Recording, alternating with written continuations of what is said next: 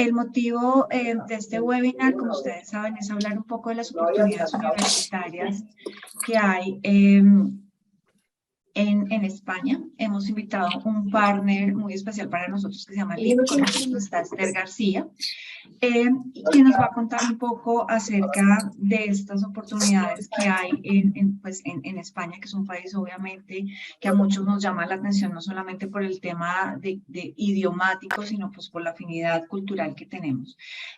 Esther, mil gracias, realmente sé que estás ya en hora de ir a casa, porque ya está tarde. Gracias, Pilar. Entonces, muchísimas gracias.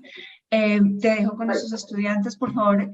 La idea es, ella nos va a hablar un poco de estas oportunidades y al final de la charla, pues vamos a tener una sesión de preguntas y respuestas para que ustedes puedan aclarar todas las inquietudes que tengan. Estamos pues muy atentos a poderles colaborar. Muchísimas gracias. Muy bien, bueno, ante todo, buenos días, como dice Pilar, y igual que ha repetido ella, bueno, quiero repetir que os agradezco que la hora de la comida la paséis este rato conmigo, ¿no? El propósito de la charla es hacer un overview de las oportunidades que hay en España al nivel universitario, tanto de grado como de máster. Sabemos que hay un interés creciente en países latinoamericanos, yo creo que siempre lo ha habido, pero quizás ahora incluso más, de poder venir a estudiar a España, ¿no? Como bien ha dicho Pilar, yo creo que hay muchas cosas que nos unen. Culturalmente hay una afinidad, el tema del idioma es otro, pero bueno, como bien está reflejado incluso por temas de convenios, etcétera, pues España y Colombia yo creo que hay una posibilidad muy grande aquí para mucha gente para hacer este intercambio a nivel educativo. Entonces, bueno, sin demorarme más, voy a empezar y sí que me gustaría reiterar que quiero que la charla sea bastante interactiva. Yo, si os parece bien, primero voy a contaros un poco cómo funciona todo, lo que tengo preparado para explicaros, y luego sí que para mí la parte más importante de esta charla es que nos comuniquemos al final, me hagáis preguntas y yo en la medida de lo posible intente responderos todas vuestras dudas e inquietudes. Es bueno. Para empezar, como ya bien explicó Pilar, nosotros somos LIP Global.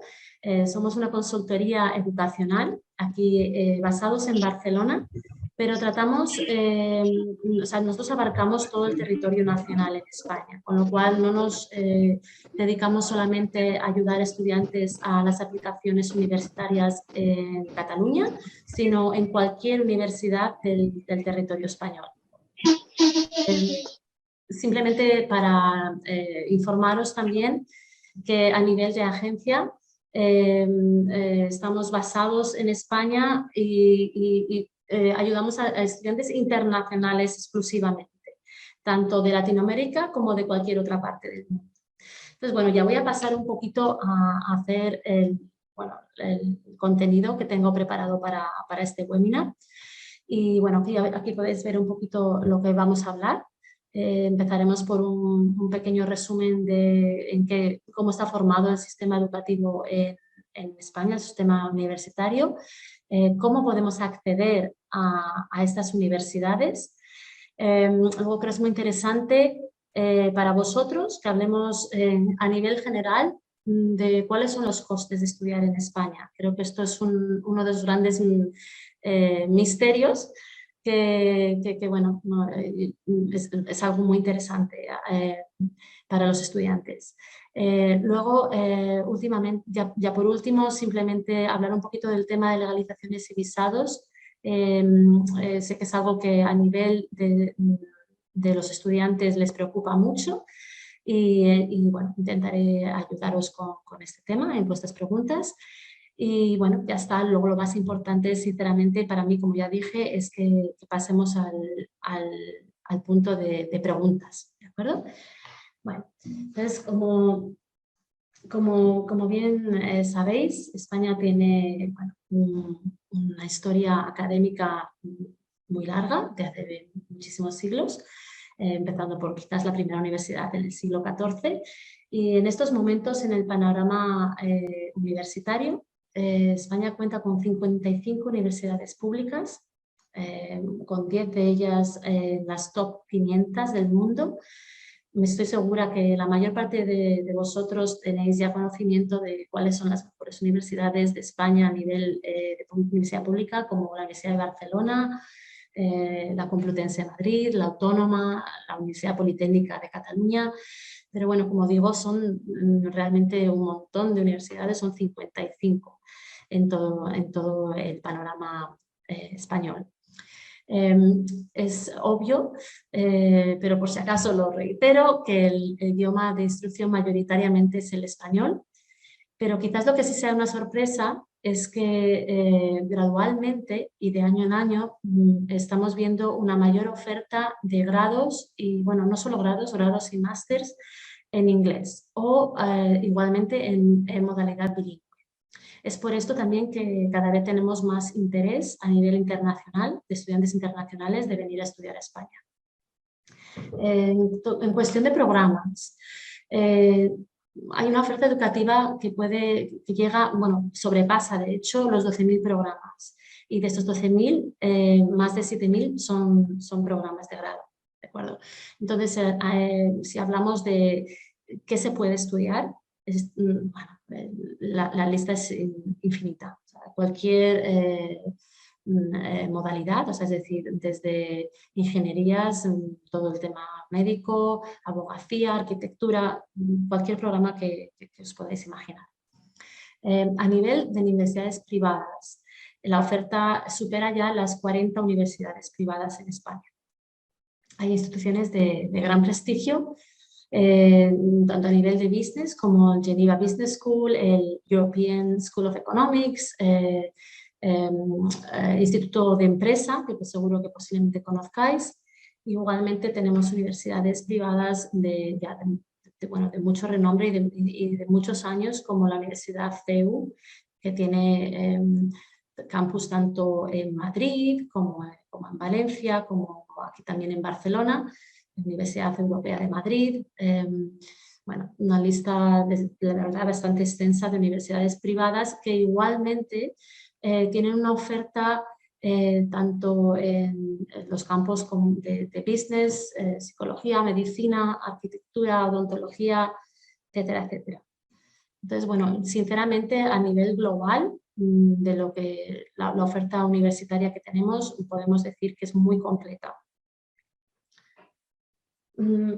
Quizás después la segunda pregunta más importante es ¿qué es lo que necesito, ¿no?, para acceder a la universidad en España, siendo un estudiante internacional?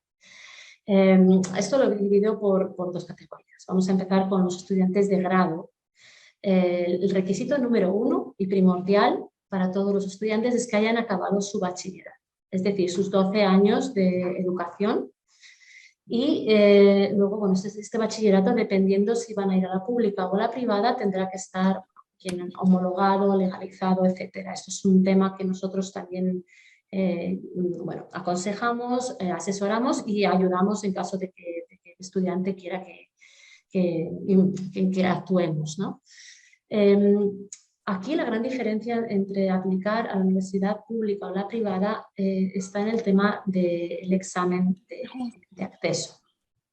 Para acceder a la universidad pública en España hace falta hacer una prueba de acceso que normalmente se conoce como selectividad o EBAU, pero que específicamente para los estudiantes internacionales es la prueba de competencia específica, ¿de acuerdo? Este examen se lleva a cabo todos los años en mayo y verdaderamente hay, para los estudiantes extranjeros, internacionales, han de preparar este examen. No es algo que puedas prepararte tú en tu casa, sino que normalmente es aconsejable que los estudiantes acudan a un centro y se preparen esto a través de un programa específico para el acceso a la universidad. Vale, ¿por qué esto es importante? Esto es muy importante porque para vosotros, los estudiantes de Colombia, el diploma de bachillerato, o sea, la nota media que tengáis de bachillerato, solo os va a aportar un 60% de la nota de entrada que necesitaréis, de la nota de acceso a la universidad. El otro 40% lo habéis de lograr a través de las pruebas de acceso, ¿de acuerdo? Entonces esto es muy importante, sobre todo muy importante cuando hablamos de carreras en las que la nota de acceso es muy alta. Y luego más adelante vamos a hacer como un ejemplo para que espero que os pueda quedar un poquito más claro cómo funciona esto. A nivel de matrícula en la universidad pública, como podéis ver aquí en mi slide, podemos estudiar un año académico, o sea, la matrícula, por la mínima cantidad de 600 euros al año, ¿de acuerdo? Me podéis preguntar ahora, ¿por qué de 600 a 4.000 que tienes puesto aquí, Esther? Bueno, pues porque esto depende mucho de la universidad a la que uno quiera acceder. Y no tanto por el rango de la universidad, sino por dónde está ubicada la universidad. En España la universidad pública está subvencionada por el gobierno regional. Entonces, ciertas autonomías, ciertas regiones, subvencionan a un mayor grado los cursos universitarios. Por eso hay zonas, como por ejemplo Andalucía, en la que se puede estudiar por un grado anualmente por 600 euros. Es obvio que autonomías como Madrid o Cataluña, en el caso de Barcelona, tienen tasas más altas, ¿de acuerdo? También la demanda es mayor para estas universidades. Volviendo a la universidad privada, es cierto que la forma de acceso puede parecer más sencilla que el acceso a la pública, porque simplemente hemos de tener acabado el diploma de bachillerato, en la aplicación se enviará, será una equivalencia de nota y a partir de ahí será cuando la universidad estime si somos candidatos correctos o no para el grado que estamos aplicando. El tema del certificado de inglés, que también como veis, lo he añadido a la universidad pública, es para aquella gente que quiera cursar el grado en inglés. O sea, si tú quieres cursar un grado en inglés, tanto en la privada como en la pública, vas a necesitar un certificado oficial de que tienes un mínimo de nivel B2. Esto también es así para aquellos estudiantes que son extranjeros, no tienen el castellano como lengua materna, y en este caso se les pediría lo mismo para el castellano. Pero bueno, como la charla de hoy es para Colombia, pues no he visto necesario incluir esto. En cuanto a la universidad privada, ¿qué más se necesita? Pues normalmente una carta de motivación, tu currículum. Es muy normal que haya una entrevista de admisión, ¿de acuerdo? Y luego hay ciertas universidades que para algunas carreras, sobre todo las carreras del campo médico, ¿no? Como medicina, odontología, también para arquitectura, por ejemplo, suelen tener pruebas de acceso propias, ¿perdón? Pero bueno, en el tema de la universidad privada sí que es verdad que los requisitos de acceso varían mucho dependiendo, o sea, van variando de universidad en universidad. Las tasas de matrícula, como veis, hay una gran diferencia de la universidad pública. Comenzarían a partir de los 6.000 euros, hasta 20.000 y en algunos casos incluso pudiese ser más, ¿de acuerdo? Moviendo ya la presentación a la admisión de máster, aquí está más unificado, ¿no? Los requisitos que se necesitan para acceder al máster. Aquí ya no necesitamos una prueba de acceso para el público, sino que simplemente hay que tener tu diploma de grado y tus notas de grado, tanto para uno como para otro, han de estar legalizados.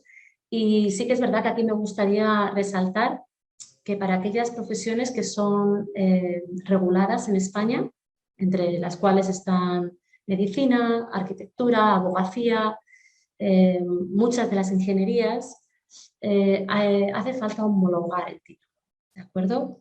No sé si tenéis conocimiento, el proceso de homologación es un poquito más largo que el de legalización, simplemente, o equivalencia. Y bueno, puede ser quizás también un poquito más complicado, ¿vale? Entonces esto es algo a tener en cuenta una vez que uno, bueno, está pensando en aplicar al máster. Igualmente, aquí sí que en ambos casos se requiere una carta de motivación, un currículum, cartas de recomendaciones son muy normales dentro de los requisitos. Igualmente, certificados de idiomas si se va a cursar el máster en inglés o a nivel bilingüe. Cuando los másteres son bilingües, se requerirá tanto el certificado en un idioma como en el otro. Igualmente, hay una gran diferencia a nivel económico de estudiar en el máster en una universidad pública o a una privada. Normalmente, como veis, el tope de la pública casi coincide con la cuota más baja de la privada, ¿no? Entonces, a nivel de la universidad pública, hay másters de un año que pueden empezar por otra vez 900, 1.000 euros y bueno, subiendo hasta los 5.000. Y en tema de universidad privada empezaríamos a cerca de los 8.000 euros anuales. ¿De acuerdo? Entonces, bueno, quizás como podéis ver aquí, la admisión a los másters es mucho más unificado a nivel pública y privada en cuestión de prerequisitos. Aquí me gustaría ahora hacer una pequeña pausa y explicaros un poquito porque a nivel de acceso al grado, ¿no? ¿Cómo se calcula esta nota de acceso a la universidad? Yo sé que muchos de vosotros, si habéis estado ya mirando un poquito, haciendo un poco de research de cómo acceder a la universidad pública en España, normalmente la mayor dificultad o ese, bueno, digamos, ámbito un poco gris que hay de entender cómo se hace esto, viene alrededor de calcular la nota de acceso. No voy a elaborar mucho porque verdaderamente es un poquito complejo, ¿vale? Y la complejidad no es porque sea algo muy difícil, sino porque varía, es por la variedad. O sea, dependiendo de la autonomía a la que pertenezca esa universidad, tendremos una fórmula que aplicar. Entonces, esto sí que es algo que hay que tener en cuenta, es algo que nosotros como agencia, bueno, como consultores, digamos, es nuestro fuerte porque llevamos haciendo aplicaciones a la universidad pública desde nuestros comienzos, de hecho fue el motivo de nuestros comienzos y verdaderamente aquí es yo creo que donde nosotros proporcionamos nuestro valor, nuestro verdadero valor añadido, ¿no? Porque cuando tenemos un estudiante examinamos exactamente su caso individual, teniendo en cuenta dónde quiere estudiar, qué quiere estudiar y hacemos todos estos cálculos para que bueno, maximizar, digamos, el acceso al programa que desea. Pero bueno, pues volviendo a este pequeño ejemplo que os lo quiero dar un poco para que os hagáis una idea, vamos a hacer como un símil de alguien que quiere estudiar medicina en la Universidad de Barcelona, ¿vale?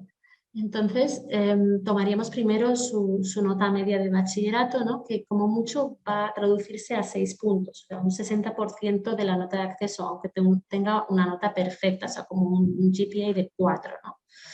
El restante, o sea, el resto del 40% de la nota ha de ser a través de la selectividad o los exámenes que ya hablamos, ¿vale? De las que se llaman pruebas de competencia específica.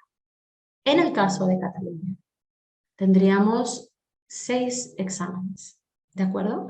Son 4 exámenes que son de la fase general, que son iguales para todo el mundo, da igual la carrera que quieras estudiar. Y tenemos literatura española, lengua española, en vuestro caso la lengua no es tan la dificultad, pero sí que la literatura quizás sea un tema bueno, que no habéis estudiado.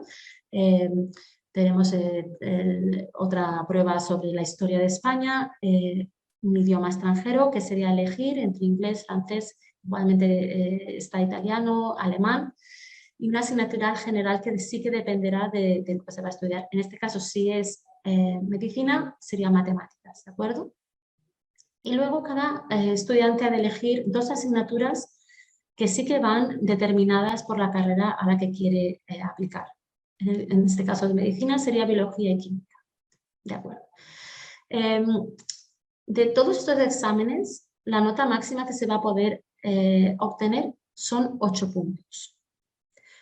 1 punto por cada asignatura de la fase general y un máximo de 2 puntos por las asignaturas de la fase específica. ¿De acuerdo? Esto resultaría en un máximo de 14 puntos.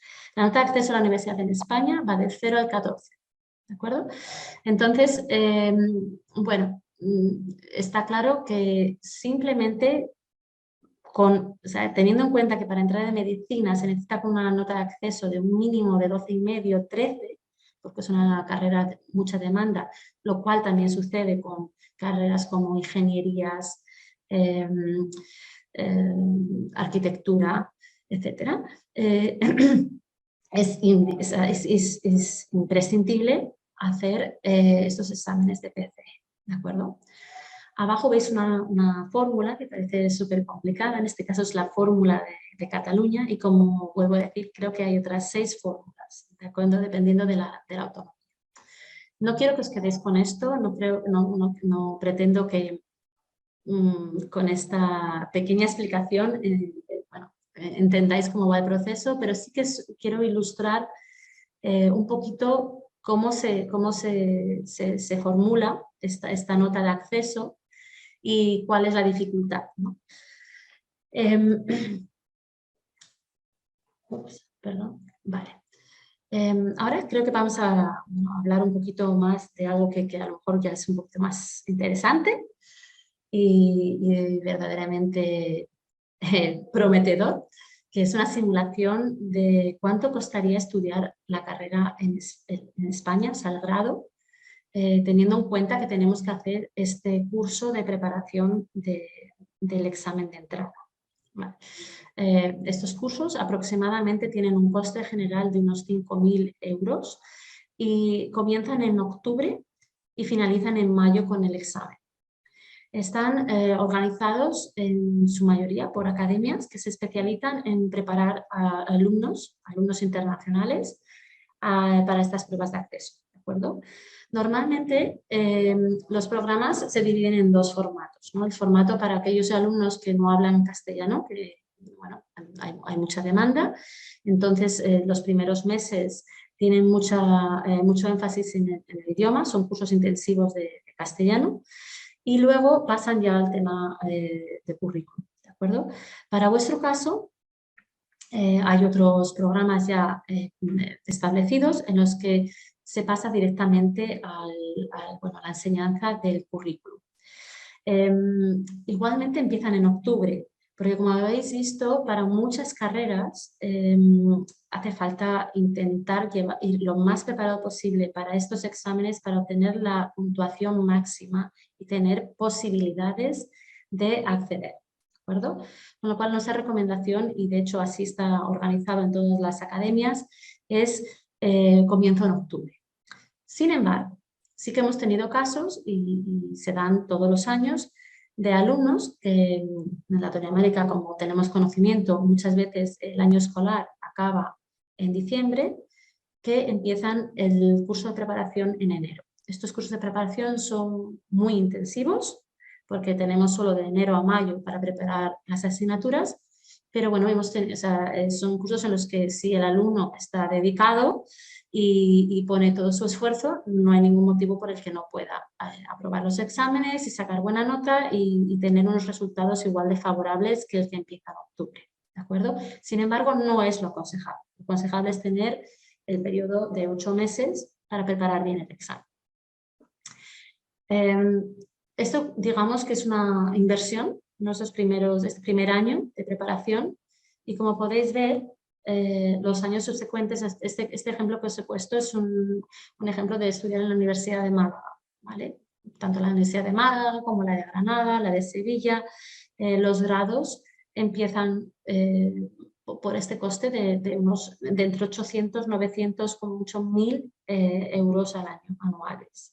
Entonces, cuando lo vemos en esta fórmula, ¿no? Hacemos una simulación el coste total del grado, podemos ver que, bueno, que no sube no llega ni a 9.000 euros por lo que son los 5 años de estudio. ¿De acuerdo?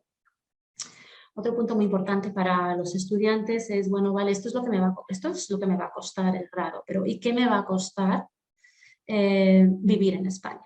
¿No? Porque claro, es algo muy importante, ¿no?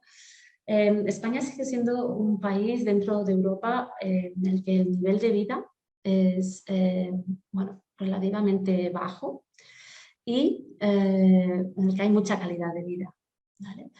Entonces, estos son unos precios orientativos que bueno, hemos obtenido de una página que se dedica a hacer este tipo de estudios. Y un coste de vida en Málaga medio puede variar desde los 420 hasta 1.400. O sea, esta variación, estos 800 euros o más que hay por medio, estos casi 1.000 euros, pues dependen un poco de nuestro estilo de vida, por supuesto, porque los estudiantes muchas veces nos preguntan, bueno, pero exactamente cuánto me va a costar. Y la respuesta siempre ha de ser, bueno, depende de lo que quieras hacer, ¿vale? Pero para que veáis es muy factible el vivir por o sea, un precio medio de unos 500 euros, ¿de acuerdo? Yo creo que esto, o por lo menos es también el feedback que recibimos de muchos estudiantes internacionales, es que verdaderamente bueno, pues posiciona a España y la posibilidad de estudiar aquí en una situación muy favorable con respecto a otros países europeos. Finalmente ya llegamos a un punto que es el punto de las legalizaciones, ¿no? El tema legal, que está unido a todo este proceso de, bueno, de querer estudiar en un país extranjero. Sí que es verdad que cada paso dentro del proceso lleva su asociación legal, como ya vimos antes, ¿no? Ya desde punto de partida, desde que uno tiene interés en venir a estudiar a España, hay que hacer unos ciertos trámites en el país de origen, en Colombia, que sería la legalización o la equivalencia de notas. Nosotros tenemos nuestro propio departamento legal que ofrece asesoramiento y ayuda a nuestros estudiantes desde el principio hasta el fin. Entonces, empezamos siempre con un asesoramiento legal de lo que se necesita hacer en el país de origen antes de venir, para que no tengamos ningún problema.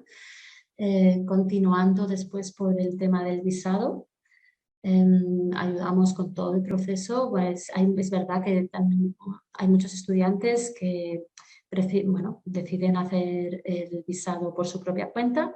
Les seguimos ofreciendo un cierto asesoramiento, pero bueno, luego si deciden hacerlo ellos mismos, pues llega un punto en el que tienen que tomar las riendas, ¿no? A nivel de cuando ya el estudiante ha llegado en España, ya tiene la admisión y ha llegado a España, también hay unos puntos a nivel legal que hay que cumplir, ¿no? Y a lo mejor a muchos de vosotros ya los conocéis, que es el empadronamiento y el formalizar el permiso de residencia. Es decir, es ese proceso en el que pasamos o convertimos nuestro visado de estudiante en un permiso de residencia de estudiante. Vale. Desde nuestro punto de vista para el mercado latinoamericano, es verdad que la facilidad, o sea, el hecho de hablar en la misma lengua facilita mucho todos estos procesos. Pero, sin embargo, sí que hay que remarcar que son procesos, con cierto grado burocrático y que a veces se complican. Entonces, bueno, queremos aseguraros que nosotros estamos aquí desde el punto de vista de nuestro departamento legal para ofreceros ayuda y asistencia si acaso lo requirieseis. ¿De acuerdo? Finalmente, bueno, esto me pareció que es importante explicaros, ¿no? Un poquito las fechas claves dentro del calendario académico español, porque como bien dije, por el tema de calendarios académicos siendo distinto en algunos países de Latinoamérica o bueno, igualmente en otros países internacionales, a veces al estudiante se le pasan las fechas, ¿no? Y cuando se ha dado cuenta, tiene que esperar un año más para hacer esta aplicación al máster o al grado, ¿de acuerdo? Entonces, bueno, es algo bastante sencillo, no he querido elaborar tampoco demasiado, pero simplemente explicaros que los cursos académicos en España en su mayoría empiezan en septiembre, entre septiembre y octubre, septiembre para la universidad a nivel grado, a veces los posgrados empiezan un poquito más tarde, en octubre, y bueno, entonces digamos que teniendo en cuenta que si tú quieres venir a hacer un grado a España, has de empezar con la preparación de las PCs en octubre de ese año, continuando con la selectividad, como ya explicamos, el examen de acceso a la universidad en mayo. De mayo a junio salen las notas, con lo cual en junio ya se haría la inscripción a aquellos programas que deseas, para los que has obtenido la nota necesaria de acceso. Y el curso, o sea, normalmente la resolución es en julio. En julio tienes la resolución y tu curso comenzaría en septiembre. Es sencillo. En cuanto a la privada, sí que es verdad que el proceso es mucho más corto, porque además va muy individualizado. Entonces, la solicitud de admisión a la privada, en la privada abre con el curso escolar, aproximadamente. Entonces, a partir de octubre-noviembre, se abren las aplicaciones, entonces se pueden empezar a presentar aplicaciones a grado. Y normalmente el proceso no lleva más de unas 4 semanas, entre 4 y 6 semanas. O sea que entre 4 y 6 semanas habrás hecho todo esto que hablamos antes, ¿no? Tu entrevista, has presentado toda tu documentación y sabrás ya, o sea, tendrás una resolución sobre si has sido admitido o no. Aquí me gustaría recalcar una cosa que es muy importante, y es que en la universidad privada funcionan un poquito como first come, first served basis, es decir, según hay un número de plazas para el año, para el grado, y según se van llenando, ya está. O sea, es decir, si hay grados que, por ejemplo, este año se han completado en abril. Son grados con mucha demanda y en abril estaban completos. Entonces es importante, si el interés es en la privada, es en intentar hacer el proceso de admisión lo antes posible, ¿vale? Bueno, como veis, claro, si tú, por ejemplo, haces tu aplicación entre octubre y noviembre, está claro que para enero ya tienes confirmación de tu plaza y luego comenzarías un poquito con el proceso de visado, homologación, y el curso comienza igualmente en septiembre. Sí que es verdad que para el tema de máster a veces se da el caso de que hay más de un INTEC. Normalmente esos son para másters de tema financiero, es decir, todos los MBAs, máster en business, etcétera, suelen tener más de una convocatoria. Entonces, no solamente o sea, en este caso he puesto privada, pero es verdad que incluso en la pública a veces hay más de una convocatoria para máster, pero no es lo general. En la universidad pública los másters, igualmente que los grados, comienzan en septiembre, ¿de acuerdo? Y la solicitud empieza desde marzo. A veces hay como dependiendo de la universidad, dependiendo del programa, dependiendo del máster, hay más de una convocatoria. Es decir, se puede hacer aplicación, por ejemplo, en marzo, de marzo a abril, y luego hay unas plazas, y luego hay otra asignación que a lo mejor empieza en mayo, de mayo a julio, ¿de acuerdo? Entonces, bueno, esto también es interesante, pero para que os quedéis con las fechas, para máster sería a principios de año empezar a mover, ¿vale? Para llegar bien con tiempo. Las inscripciones las matriculaciones suelen ser todas entre junio y julio, y el comienzo del curso en septiembre, como bien dije. Volvemos un poco a ver aquí un poco el paralelismo, ¿no? Tanto con el grado y el máster de pública privada, como vimos antes en los prerequisitos, en que, claro, la universidad privada tiene mucha más flexibilidad a la hora de crear sus normas, sus reglas, y por tanto, bueno, puede ser bastante más individualizado, ¿vale?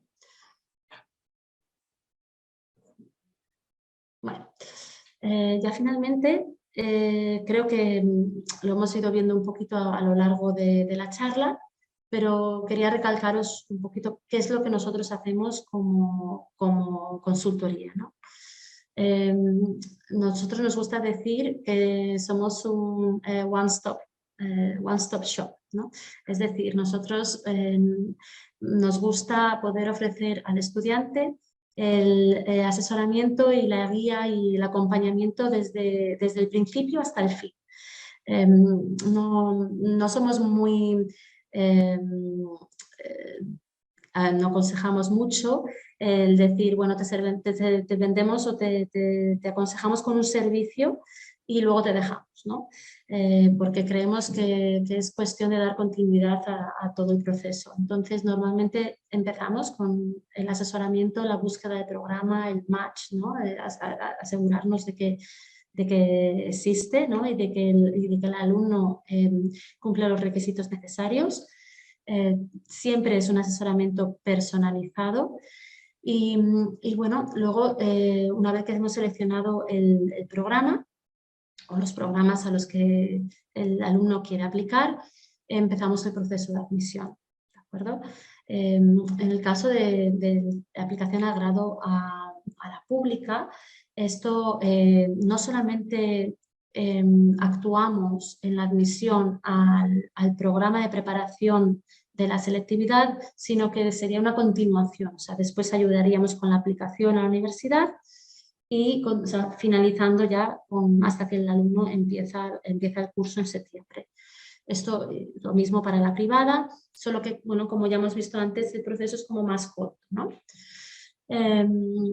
Como bien hablamos antes, desde el punto de vista legal, ayudamos con visados si es necesario, con todo tema de legalizaciones, homologaciones y luego para más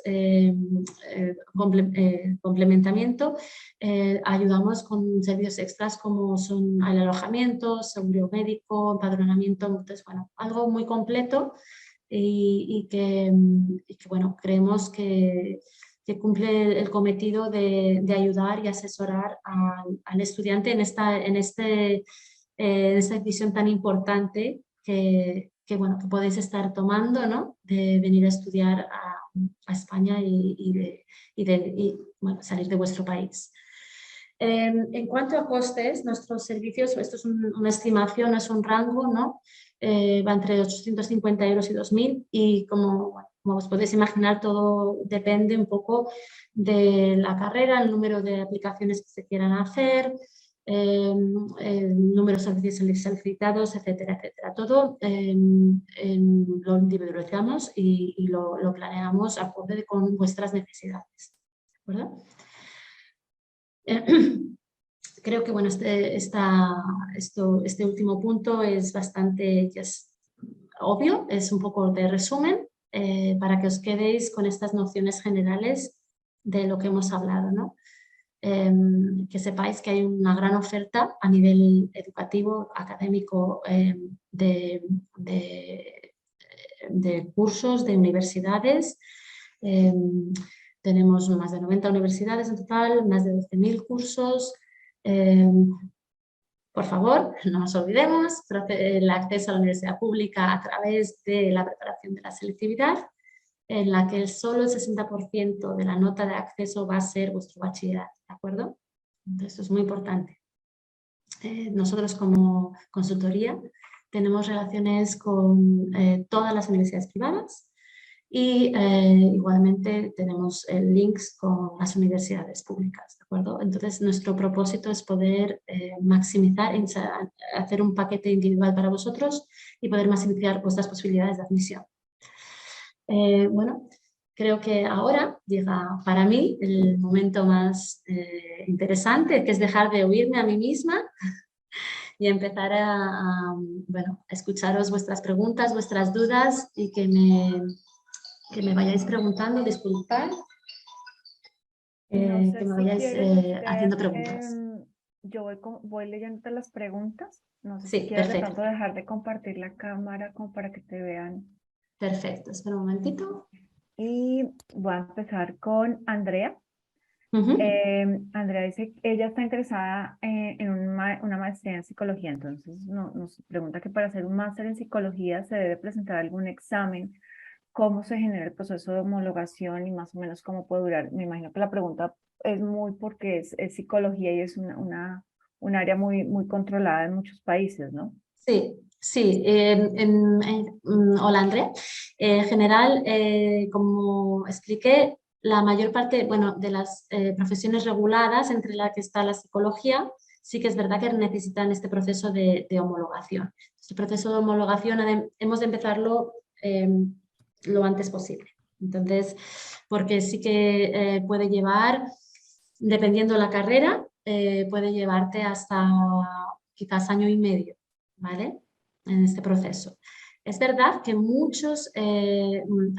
hay muchas universidades que simplemente o sea, te pueden admitir presentando el volante de homologación. Es decir, que tengas tu homologación en curso.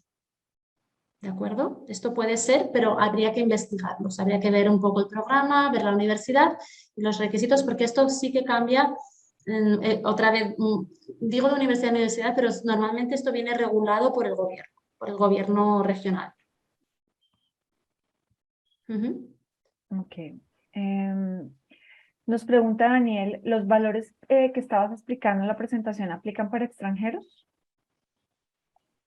¿Perdona? Que si los valores que estabas colocando dentro de los precios de las carreras y las Sí. maestrías se aplican para extranjeros. Pues la Sí, respuesta sí. es sí. Sí, esto ya es específicamente ya para extranjeros. Sí. Ok. ¿Existen permisos de trabajo después del grado en España? Sí, bueno, de hecho, esto es algo que nos comenté, porque me imaginé que era una de las preguntas que iba a surgir ahora. De hecho, el permiso de estudiante, o sea, es decir, vuestro visado de estudiante, da opción a trabajar mientras está estudiando. ¿Vale? Entonces, mientras estéis con un permiso de estudiante, un visado de estudiante, podéis trabajar a tiempo parcial. Son hasta 20 horas semanales. La jornada completa en España son 40, o sea que tenéis permitido trabajar hasta 20. Ahí te hago un paréntesis y es pregunta que me surge a mí. ¿Existe alguna diferencia para alguien que estudia en una universidad pública y una privada con ese permiso de trabajo? No hay ninguna diferencia. Okay, todos Es pueden, verdad que sí que otra pregunta que a lo mejor ya alguien la iba a formular y me adelanto, es que con estos permisos de trabajo sí que es verdad que la mayor facilidad de obtener el permiso de trabajo es a través de, llamemos, un programa de becario, ¿no? O sea, trabajar en algo que está relacionado con lo que estás estudiando. Sin embargo, sí que hay maneras, o sea, si tú no encuentras ese tipo de trabajo, porque no encuentras un internship en lo que tú estás estudiando, sí que puedes aplicar de otra manera, o sea, hay que hacer un pequeño trámite para poder aplicar a cualquier otro tipo de trabajo. O sea, es decir, puedes estar trabajando en restauración y estar estudiando odontología, ¿vale? Ok, para concluir entonces, cualquier persona que esté estudiando, ya sea en universidad pública o privada, puede acceder a un permiso de trabajo de medio tiempo. Sí, de medio tiempo. Te hago también una pregunta. Perdona, Pilar, las horas aumentan en el periodo en el que no hay clases. O sea, Okay. mientras no hay clases, el estudiante tiene permiso de trabajar más horas que las 20. Perfecto. Lo ideal es que que estemos trabajando en un área relacionada, si no, pues se puede hacer en otra área. Y aquí me surge una sola duda y ya seguimos a la otra, y es, en algunos países las personas solamente por el hecho de ser estudiantes tienen su permiso de trabajo implícito en la visa o en su permiso de residencia. Acá hay que hacer un trámite adicional. Sí, hay que solicitarlo. Y LIP ayuda a los estudiantes en ese proceso. Sí. Okay. Listo. ¿Cuánto dura en promedio un máster en España? Nos pregunta Daniel. Bueno, Daniel, depende un poco del campo de estudio. La mayoría de los másters son de 1 año, ¿de acuerdo? Pero también hay másters de 2 años, o sea, entre 1 y 2. Muchos másters de ingenierías, por ejemplo, son de 2 años. Y MBAs, tenemos MBAs a tiempo parcial, que entonces también son de 2 años, o a tiempo completo, que serían 1 año normalmente.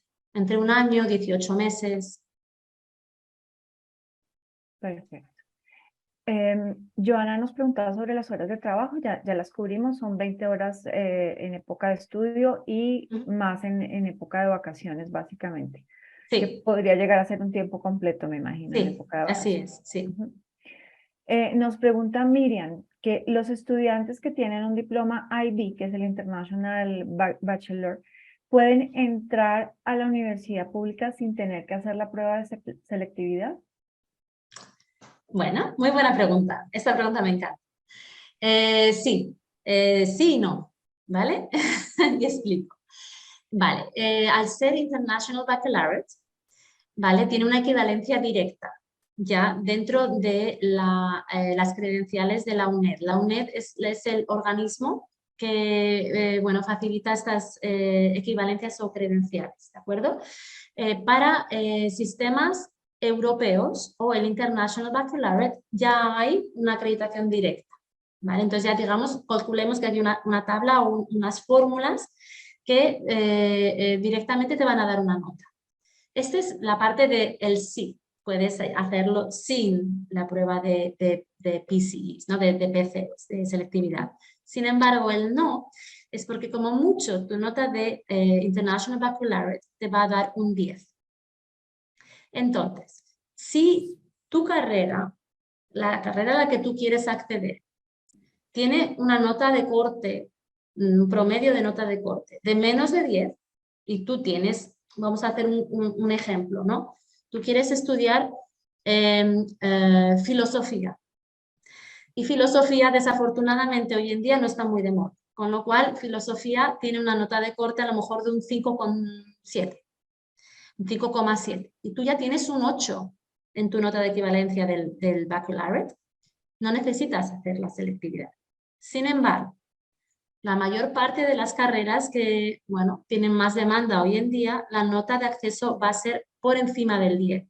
Con lo cual, aunque tú tengas tus, que son 42 puntos, me parece que son de International Baccalaureate, no vas a poder acceder, porque lo máximo que te va a dar es un 10. Y si la nota de acceso es un 12,5, necesitas de alguna manera obtener esos 2,5 puntos extras. Entonces depende mucho de las notas que tenga el estudiante y de la carrera. Entonces se facilita el venir de un programa, o sea, educativo europeo o el International Baccalaureate, o sea, porque igualmente a lo mejor en Colombia tenéis un colegio británico, bueno, que ahora esto también hay hasta ahora, porque con el Brexit todo va a cambiar. Tenemos un periodo todavía de adaptación, no sabemos, nadie sabe qué es lo que va a pasar después del 2023, pero bueno, o un colegio francés, ¿no? El liceo que ofrece su bachillerato francés, ¿vale? Es más fácil acceder por el tema de que es más fácil hacer la credencial y la equivalencia. Sin embargo, vas a seguir necesitando posiblemente esos puntos extras. Perfecto. Nos pregunta Paula, ¿existen posgrados en universidades públicas de España con modalidad virtual? Sí. ¿Y ustedes apoyan en eso también? Sí, sin embargo, por favor, pensad siempre que si el propósito es venir presencialmente a estudiar a España, todos aquellos programas que sean online no te van a dar acceso a un visado. Perfecto. Nos pregunta Miriam nuevamente, ¿qué es el empadronamiento? El empadronamiento en realidad es una palabra que define el registro en el ayuntamiento en la localidad en la que vives. ¿Vale? Entonces, este es un primer paso muy importante que evidentemente si nadie te lo explica, pues bueno, te puedes estar aquí muchísimo tiempo en España sin haberlo hecho. Y es fundamental después para el tema de los permisos de residencia. Entonces, lo primero, antes de tú poder conseguir tu permiso de residencia, es empadronarte. Tienes que registrarte con el ayuntamiento de la localidad en la que has ido a vivir. Básicamente, pues, en mi ignorancia, el ayuntamiento es como la alcaldía, es como Exactamente, el ayuntamiento es la alcaldía, sí. es donde yo vivo, es decir, vivo acá y acá resido, acá puedo acceder al médico, acá puedo acceder a los bancos, como a Exactamente, todos los servicios y poder decir que uno es exactamente. parte de la comunidad. Ujú. ¿Cómo es el proceso de aplicación a un máster de leyes? Nos pregunta Joana Celis. ¿De leyes? ¿Hay alguna diferencia con los otros en términos de No, requisitos? básicamente, o sea, los requisitos son los mismos. O sea, tendríamos que ver el máster, la universidad, mirar un poquito los requisitos específicos, pero a nivel general sería lo mismo. Bien, realización, homologación y continuar con lo que hablamos antes.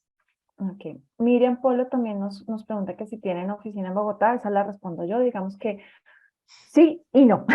Sí, ¿no? Entonces, físicamente, pues LIP no está acá, nosotros los estamos representando, digamos que parte de lo que hacemos con LIP es apoyarlos a ellos en darles a ustedes la información, en poderlo enrutar, en poderlos, en tener los servicios de LIP y obviamente poder ustedes tener una consejería guiada de una manera tanto allá por ellos que son los expertos realmente en el tema, como nosotros que conocemos un poquito más la cultura, qué son las necesidades y de esa manera que ustedes puedan tener realmente un servicio de calidad, ¿sí? Entonces, por eso es un sí desde el punto de vista que nosotros estamos acá para apoyarlos en ese contacto con LIP, un no desde el punto de vista que los expertos realmente en el tema de España y los que hacen todo el proceso de admisión a las universidades y estos servicios son ellos.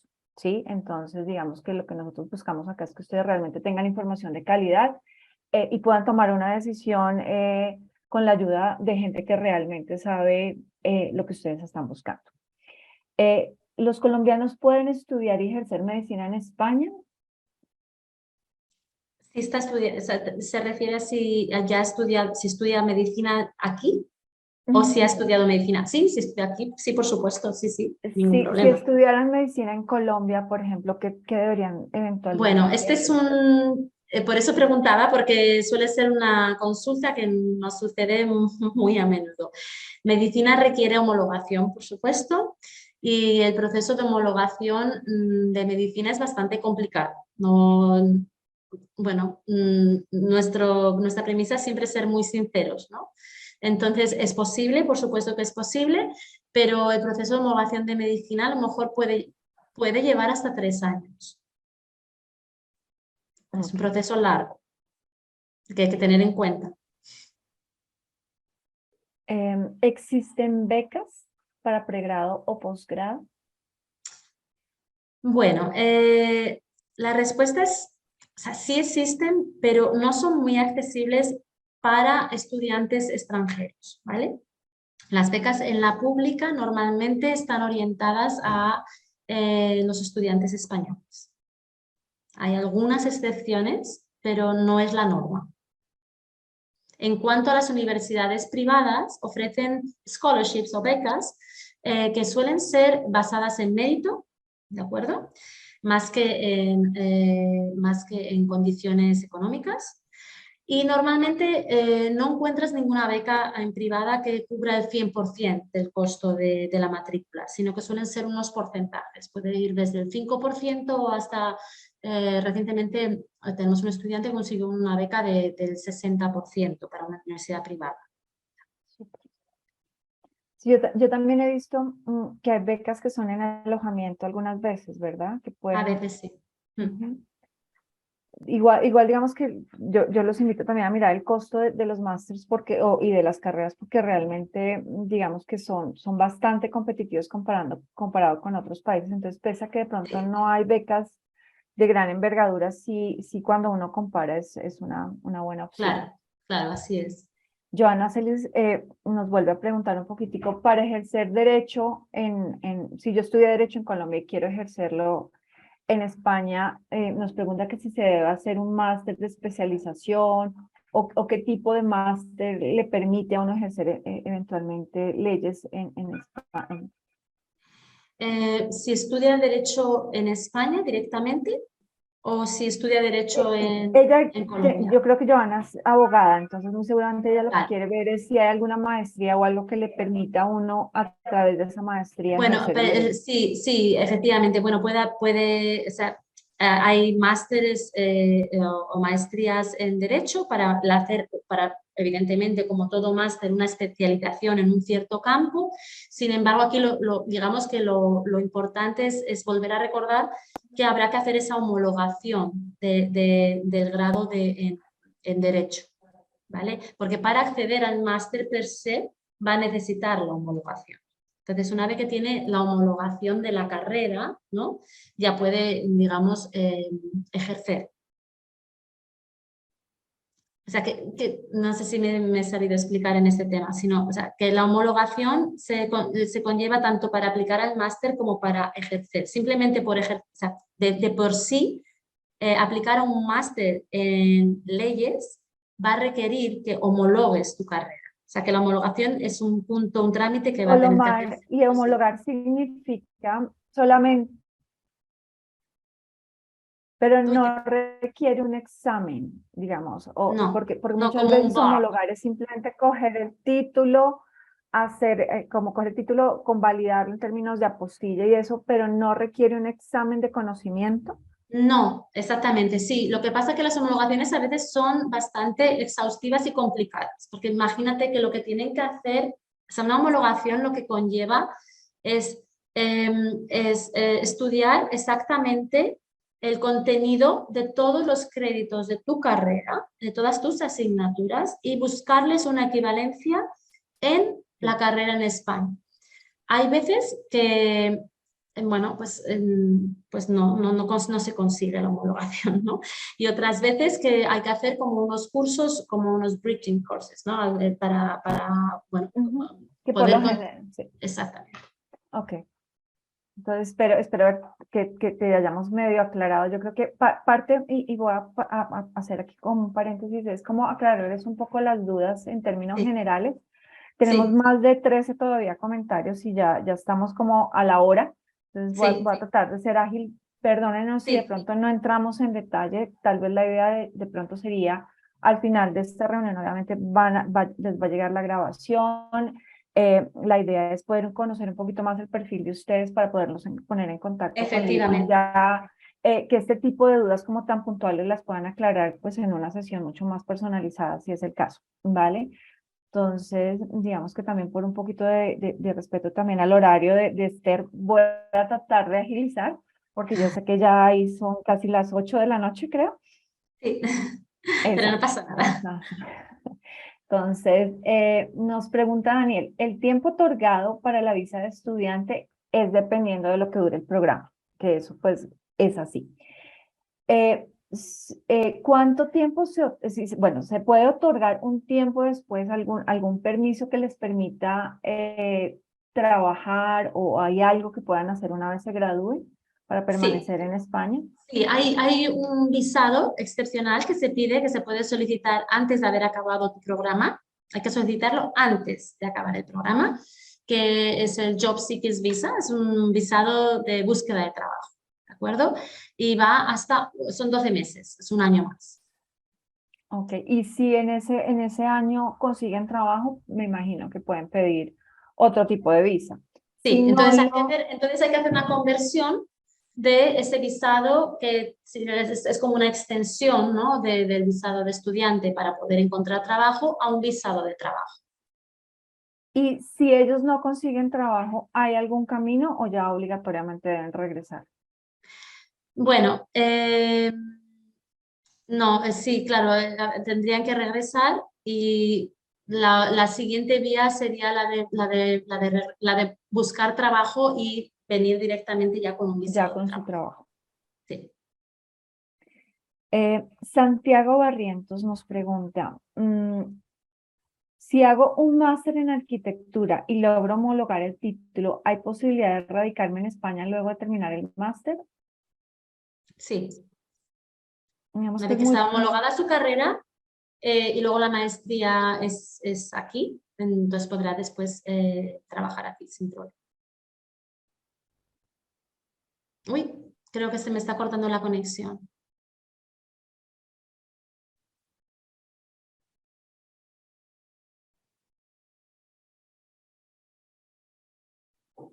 donde podamos tener acceso a Ahora, información. te había perdido, perdona Pilar, te había perdido durante un momento. No, voy a quitar la cámara, sí, voy a quitar la cámara por si acaso, que es que acá a veces nos suele molestar la red. ¿Nos pueden recomendar una página web fidedigna donde podamos tener acceso a información de todos los programas de posgrado para escoger la formación que quiero hacer? ¿Hay alguna página general de España? Yo vi que en la tuya hay algún, en la Sí, tuya hay un buscador, ¿no?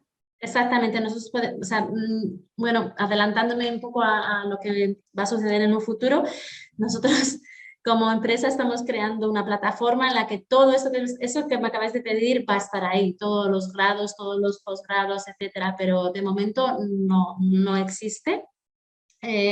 Mi consejo es que, bueno, pues pongáis en contacto con nosotros porque verdaderamente es que no hay una fuente, hay múltiples fuentes.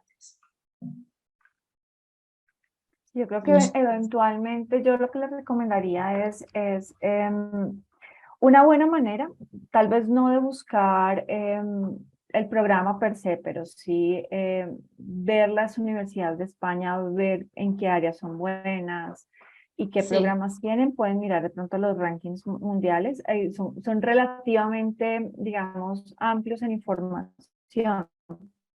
Sí, entonces ustedes pueden, por ejemplo, entrar a QS o entrar a Trans Higher Education, escoger España, escogen el área de estudio y ahí a veces salen las universidades por país buenas en esas áreas.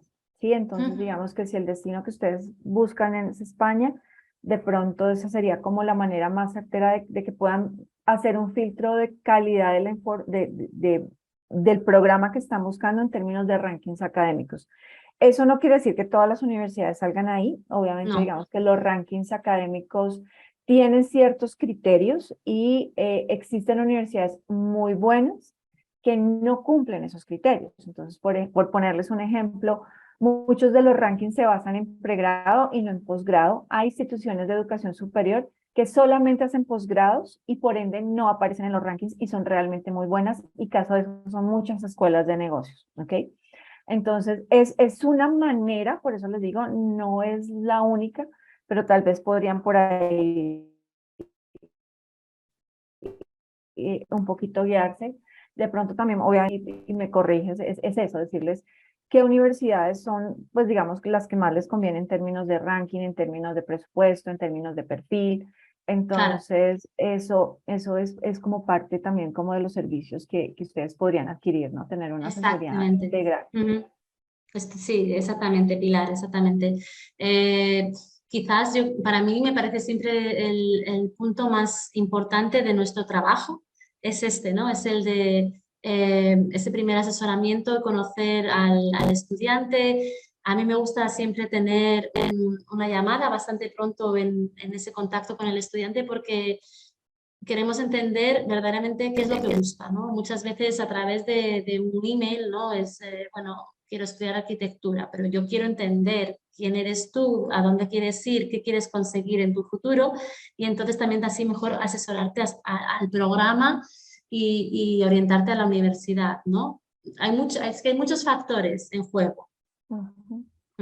Correcto. Bueno, pues creo que eso es todo. No sé si alguien tenga alguna duda adicional como para abarcarla en este momento.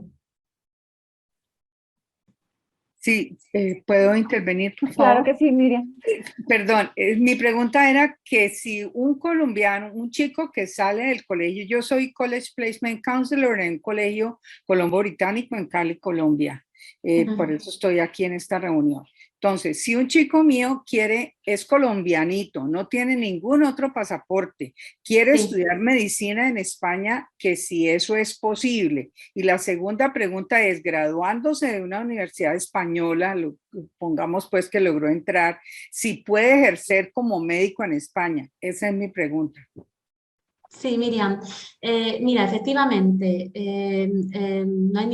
no hay ningún obstáculo por tema de pasaporte, porque aquí el único obstáculo es el tema del acceso, que volvemos al dichoso examen de acceso a la universidad. Entonces, el chico tendrá que prepararse, tendrá sus notas de bachillerato En este caso, me parece que acabas de decir que es del colegio británico, tendrá sus A-levels, me parece, si seguís este sistema, este currículum, y de ahí se hará una conversión de la nota de A-levels que le contará hasta un 10, ¿vale? Pero en el ejemplo que os di antes, esto es el mismo caso. Este chico va a necesitar un mínimo de 12,5 a 13, ¿vale? Para poder acceder a una universidad en España a estudiar medicina, con lo cual tendrá que prepararse para hacer los exámenes de entrada en mayo del año que le toque. Una vez que tenga hecho el examen, aprobado con sus notas, con su nota equivalente de entrada, no hay ningún problema. O sea, él será admitido en la Universidad de Santiago de Compostela o de Oviedo o de donde haya aplicado y haya dado la nota, hará su carrera y por supuesto que después está totalmente titulado para ejercer aquí. En mi colegio es IB, o sea, mis estudiantes salen con un bachillerato internacional. Entonces, el grading es de 1 a 7. Entonces, ¿ahí cuántos puntos necesitaría para obviar la prueba de la selectividad? Lo importante es la puntuación total del bachillerato, que en IB son 42 puntos. Sí, son 45 por 3. Oh, exactamente, porque son 42 más los 3 para puntos. Los 3 puntos adicionales. Exactamente. Bueno, pues aún así, o sea, la máxima nota de conversión es un 10. Ok. ¿Vale? ¿Y ese 10 equivale a qué? ¿A 42 puntos? A 40, al total, al 45. Ah, ok. ¿Vale? Okay. Entonces, es muy difícil que un alumno saque 45. ¿Vale? Entonces, ponemos que un alumno con un expediente académico muy brillante puede a lo mejor obtener una nota de conversión, o sea, de equivalencia de un 9,5, ¿de acuerdo? Okay. Como estamos hablando de medicina, igual que de las ingenierías, igual que de muchas carreras que están en alta demanda y que es muy difícil entrar, entonces va a necesitar sacar esos 3-4 puntos extras a través de los exámenes de admisión. Entonces, sí que es verdad que estos chicos que vengan de este sistema lo tienen un poquito más fácil a nivel de legalización, porque van a tener que hacer muchos menos trámites, porque van a ya directamente ser reconocidos, ¿vale? Este bachillerato, pero sí que va a seguir necesitando esa puntuación extra. Cuando tú hablas de este menos puntuación, porque en el ejemplo, podemos hacer un ejemplo paralelo en el que un estudiante viene del sistema de bachillerato nacional, ¿no? Colombiano. Entonces, este chico, aun con el mismo esfuerzo, la misma nota media, solo va a poder conseguir 6 puntos.